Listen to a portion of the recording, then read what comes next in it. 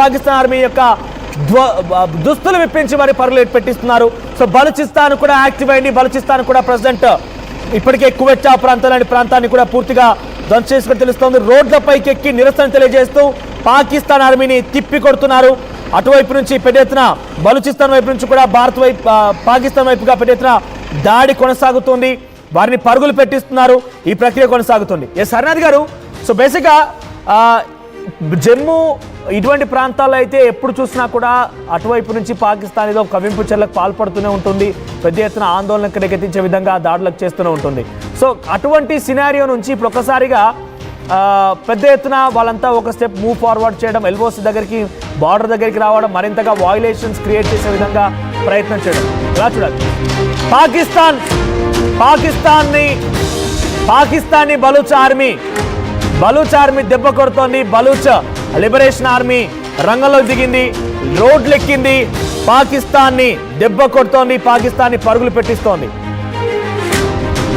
పాకిస్తాన్ని దెబ్బ కొట్టిస్తోంది. ఏకంగా ఇక్కడ నుంచి చెప్పడం మీకు కొంత ఇబ్బంది కలగొచ్చు, దయచేసి క్షమించండి ముందే. కానీ బలూచ్ ఆర్మీ పాకిస్తాన్ ఆర్మీని సుస్తుపోయిస్తోంది. పాకిస్తాన్ ఆర్మీ పరుగులు పెడుతుంది. అక్కడి నుంచి బలూచిస్తాన్ చేసేటువంటి ఆ ప్రయత్నానికి, ఆ రోడ్లపైకి వచ్చి నిరసన గలానికి పాకిస్తాన్ పరుగులు పెడుతోంది. పాకిస్తాన్ ఆర్మీ ఒక్కసారిగా అతలాకుతలమవుతోంది. పెద్ద ఎత్తున పాకిస్తాన్ అక్కడి నుంచి పరుగులు పెట్టిన నేపథ్యంలో బలూచిస్తాన్ ఎంత యాక్టివ్ అయిందో అర్థమవుతోంది కదా. సో ఇవి ఒకటే కాదు, చాలా విషయాలు జరుగుతున్నాయి. పాకిస్తాన్ పైన తాలిబాన్లు కూడా ఒక రకంగా కయ్యానికి కాలు దూతున్నారు. పాకిస్తాన్ పైన ఏ క్షణమైన తాలిబాన్లు కూడా విరుచుకుపడే అవకాశం ఉంది. సో ప్రజెంట్ తాలిబాన్లు విరుచుకుపడవచ్చు. బలూచిస్తాన్ లిబరేషన్ ఆర్మీ దాడులు కొనసాగిస్తోంది. భారతదేశం కూడా పెద్ద ఎత్తున అక్కడ ఉన్నటువంటి చాలా కీలకమైన ప్రాంతాలని కూడా ధ్వంసం చేస్తోంది, ఎయిర్ బేస్లను ధ్వంసం చేస్తోంది. సో ఒకసారి చండీగఢ్ దగ్గరికి వెళ్దాం. చండీగఢ్ దగ్గర ఆ లోకల్ గవర్నమెంట్ అంటే స్టేట్ గవర్నమెంట్ ఇచ్చినటువంటి ఆదేశాల మేరకి కొన్ని వేల సంఖ్యలో దరఖాస్తులు వస్తున్నాయి. కొన్ని వేల సంఖ్యలో అంతా బయటకు వచ్చి మేము సైతం అంటూ ముందుకు వస్తున్నారు. వాలంటీర్స్ గా చేయడం కోసం అంతా ముందుకు వచ్చి వాలంటీర్లుగా చేరిపోతున్నారు. సో ప్రజెంట్ ఎక్కడ చూసినా కూడా ఈ చండీగఢ్ సంబంధించిన యువకులకు సంబంధించిన అంశం చర్చ కొనసాగుతుంది. సో దీని తాలూకా పెద్ద ఎత్తున ప్రజలు ఈ స్థైర్యం ముందు పాకిస్తాన్ ఏ మాత్రం నిలబడలేదు. కాబట్టి ఆ స్థైర్యాన్ని తిప్పికొట్టే ప్రయత్నంలో భాగంగానే పాకిస్తాన్ అనేక రకాల కవ్వింపు చర్యలకు పాల్పడుతోంది. సో ఫ్రెష్గా హరినాథ్ గారు, సో ఏంటి ఎలా చూడాలి? ప్రజెంట్ పాకిస్తాన్ ఇంకా ఒక అడుగు ముందుకే వేసి మరింతగా దాడులకు తెరతీయొచ్చు, ఇంకా వాయిలేషన్స్ క్రియేట్ చేయొచ్చు అనే ఆలోచనతో ఒక్కో అడుగు ముందుకు వేస్తూ వస్తుంది ఎల్ఓసి వెంట అంటున్నారు. సో వాటిని కట్టడి చేసే ప్రయత్నంలో భారత ప్రభుత్వం ఏం చేయవచ్చు? భారత ఆర్మీ ఎటువంటి యాక్షన్ దిగే అవకాశం ఉంది? ఏ విధంగా భావించాలి? భారత ప్రభుత్వాన్ని ఇప్పుడు రెచ్చగొడుతున్నారండి. వాళ్ళు రెచ్చగొడితే భారత ప్రభుత్వం ఊరుకునేది లేదు. ఎందుకంటే మనం పవర్ఫుల్ కంట్రీలో ఒక కంట్రీ ఉంది కాబట్టి ఈరోజు మన దగ్గర ఉన్న మిసైల్స్ కానీ, ఆర్మీ వెపన్స్ కానీ చిన్నవేమి కాదు, ఎయిర్ ఫోర్స్ వెపన్స్ కానీ మన దగ్గర S-400 లాంటి వెపన్స్ చాలా ఉన్నాయి, ఎయిర్ డిఫెన్స్ వెపన్స్ ఇవన్నీ. కాబట్టి వాళ్ళు ఎట్టి పరిస్థితుల్లో కూడా మనల్ని ఏమీ చేయలేరు. ఓన్లీ పబ్లిక్ని డిస్టర్బ్ చేస్తున్నారు. దానివల్ల పొలాల్లో బాంబులు వేయడం, విలేజ్ని డిస్టర్బ్ చేయడం ఇవన్నీ చేస్తున్నారు. దానికి తగ్గట్టు మన ఆర్మీ ఉన్నది, ఎయిర్ ఫోర్స్ ఉన్నది, వీళ్ళందరూ చాలా పర్ఫెక్ట్గా యాక్షన్ తీసుకుంటున్నారు. మోదీ గారు ఇందాకే అందరిని పిలిచి మీడియాకి చెప్పారు, మీరేం కంగారు పడొద్దు, మేము యాక్షన్ తీసుకుంటాం. ఈరోజు చేస్తున్నది కరెక్ట్ అయిన యాక్షన్ అండి. వీళ్ళు చేసేది చాలా యాక్షన్ బాగున్నది. కాబట్టి ఎయిర్ ఫోర్స్, నేవీ, బిఎస్ఎఫ్ అటువైపు జైసల్మేర్, బికనేర్, బాడమేర్ అటువైపు యాక్షన్ తీసుకుంటున్నారు. వాళ్ళు పోస్టులను టార్గెట్ చేస్తున్నారు. ఇంకా చాలా విధాలు యాక్షన్లు చేస్తున్నారు. కాబట్టి ఇప్పుడు మనం ఒక్కసారి హోల్డ్ లో ఉండండి. పాకిస్తాన్ మరొక బ్రేకింగ్ అంతోంది. పాకిస్తాన్ వైపు నుంచి ఒక భారీ మిసైల్ ని భారత్ వైపుగా ప్రయోగించింది పాకిస్తాన్. అయితే ఆ మిసైల్ ని ప్రయోగించే సమయంలో పెద్ద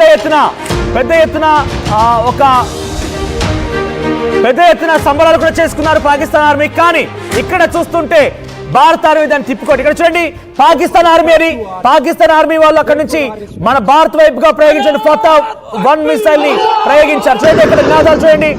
ఇదే ఈ మిసైలే భారత్ వైపుగా దూసుకొచ్చింది.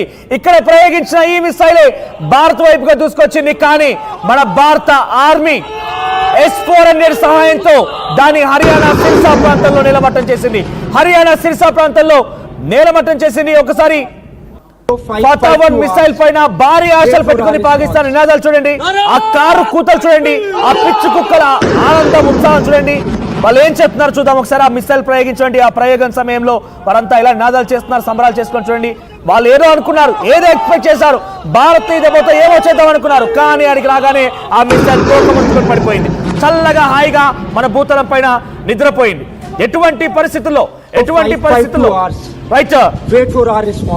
రైట్ హర్నాథ్ గారు ఈ మిసైల్ ప్రయోగించింది భారత్ పైన పాకిస్తాన్. కానీ ఇక్కడ రాగానే మీరు ఇందాక అంటున్నట్టుగా S-400 అనేటువంటి ఒక ఎయిర్ డిఫెన్స్ సిస్టమ్, చాలా ఎఫిషియెంట్ సిస్టమ్ మన దగ్గర ఉంది. దాన్ని తిప్పికొట్టేసి తోక ముడుచుకొని పడిపోయింది ఆ మిసైల్. ఇటువంటి చాలా ప్రయోగించారు, ఇంకా ఇటువంటి ప్రయోగించే అవకాశం కూడా ఉంది. సో మన దగ్గర ఎటువంటి యాక్షన్ ఉండవచ్చు, ఏ రకంగా దాన్ని తిప్పికొట్టవచ్చు? S-400 ఉన్నది కదండి, అది left side 400 kilometres, right side 400 kilometres. అది ఏ టార్గెట్ వచ్చినా సరే అది ఆ టార్గెట్ని అది డిస్పోజ్ చేస్తుంది. కాబట్టి మనకు భయపడవలసిన పని లేదు. వాళ్ళ దగ్గర ఉన్నాయి కానీ అది పవర్ఫుల్ కాదు, అంత పవర్ఫుల్ కాదు. వాళ్ళు ఇప్పుడు చూస్తున్నారు కదా స్క్రీన్లోను, వాళ్ళు లాంచ్ చేశారు. అది S-300 అండి. అది S-300 అంటే అంత పవర్ఫుల్ కాదు. అది మధ్యలోనే వచ్చి మన వాళ్ళు డిస్ట్రాయ్ చేస్తారు దాన్ని. కాబట్టి అది సక్సెస్ఫుల్ అవ్వలేదు. వాళ్ళు చేసి ప్రతి ప్రయోగం కూడా అన్సక్సెస్ అవుతుందా అంటే అది వాళ్ళకి అర్థం చేసి కావాలని ప్రాపగండా చేస్తున్నారు. వాళ్ళంతా ఈ వీడియోలు పంపిస్తున్నారు, మనల్ని ప్రాపగండా చేయాలని, మన పబ్లిక్ని భయపెట్టించాలని. నిన్న నైట్ కూడా చాలా అటాకులు చేశారు కానీ ఏది సక్సెస్ఫుల్ అవ్వట్లేదు. ఓన్లీ నో మ్యాన్ ల్యాండ్లో పడుతున్నాయి అవి, పొలాల్లో పడుతున్నాయి. పొలాల్లో పడితే ఏం ప్రయోజనం చెప్పండి? వాళ్ళు డ్రోన్స్ని పంపిస్తున్నారు. నిన్న 40 చోట్ల అటాక్ చేశారు డ్రోన్స్ తోటి, కానీ ఒక్కటి కూడా సక్సెస్ అవ్వలేదు. మన పబ్లిక్ ఎవరికి కూడా చనిపోయినట్టు ఇంతవరకు ఇన్ఫర్మేషన్ ఏమి రావట్లేదు. ఓన్లీ ఇంజురీ చేయగలరు వాళ్ళు, ఇంజురీ చేస్తేనే. అందుకే మన సెంట్రల్ గవర్నమెంట్ కానీ మోదీ గారు కానీ అలర్ట్నెస్ ముందే అలారం స్టార్ట్ చేస్తున్నారు. వాళ్ళు ఎప్పుడైతే అలారం వచ్చిందో మిసైల్ వస్తుందని అర్థం, దాని ప్రకారం ఇళ్లలో వెళ్ళిపోవాలి, కరెంటు లైట్లు ఆఫ్ చేయాలి. దానికి వాళ్ళకి టార్గెట్కి దొరకదు. ఇంట్లో ఉంటే మనకు డ్యామేజ్ ఏమి అవ్వదు, బయట ఉంటే మనకు పక్కా డ్యామేజ్ అవుతుంది. ఎందుకంటే ఎక్కడైతే మిసైల్ బ్లాస్ట్ అవుతుందో ఆ ఏరియాలో కనీసం ఒక 4 కిలోమీటర్స్ రేంజ్లో కానీ 2 కిలోమీటర్స్ రేంజ్లో కానీ. ఒక్కసారి హర్నాథ్ గారు హోల్డ్ ఆన్ అండి, will get back to again. Punjab Chichara village లో, గురుదాస్పూర్ లోని చిచారా విలేజ్ లో రైట్ ఒక్కసారి పాకిస్తాన్ మిసైల్ ప్రయోగించే ముందు ఏం మాట్లాడిందో చూద్దాం.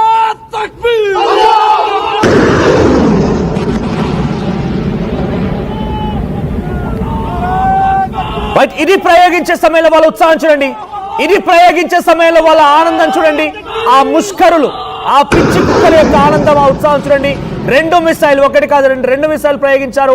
ఆ మిసైల్ భారత్ వైపుగా దూసుకొచ్చాయి. కానీ మన S-400 వాటిని